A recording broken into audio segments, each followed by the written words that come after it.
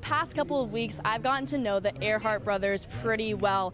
That's Zach and Drew. Now, Drew serves as the hitting coach for the Harbor Hawks. We know Sierra Romero on our softball show. You love her. You've watched her forever.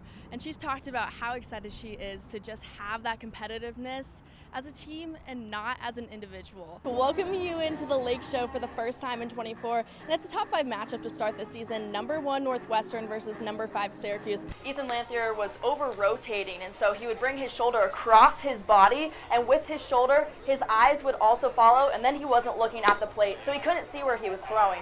It sounds simple, but it makes a huge difference. You talked to a bunch of the players, huh? And one word kept coming up, and it was all around your locker room as well, and that was grit. Yeah. So talk to me about why that's such a mentality of this team. A lot of little girls will have the opportunity to watch you tomorrow on MLB Network. When I say that, what kind of emotions come up for you? Crazy. First found out what the Select Fest was, you said, I want to make the bubblegum guy. Now you are the bubblegum guy. How does it feel playing here? Oh, it feels great. Just go and nickname Skittles because I like them. Well, you're upgrading from Skittles to a steak dinner. I talked to your parents and they said that that's what you're getting because you're an MVP. How do you feel about that? I like it. Here with the Pelotero MVP for the 12U Select Fest, Raymond Manaya from Staten Island.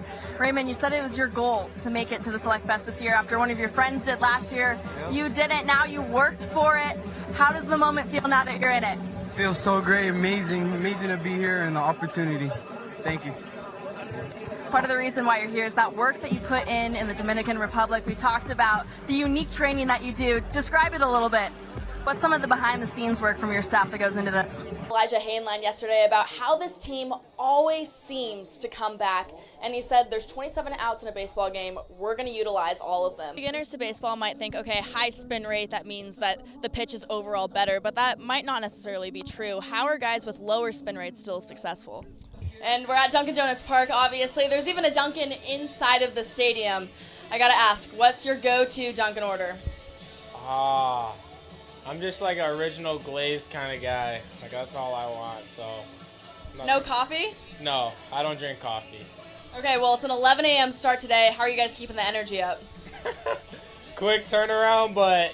Ever since you got your first hit against Bourne, you said the next day in the dugout, I'm 1 for 1 since this day. How has that mindset helped you? Well, just help me stay. Like you said, so many of those key pieces returning, but there were a few that graduated from last year's squad.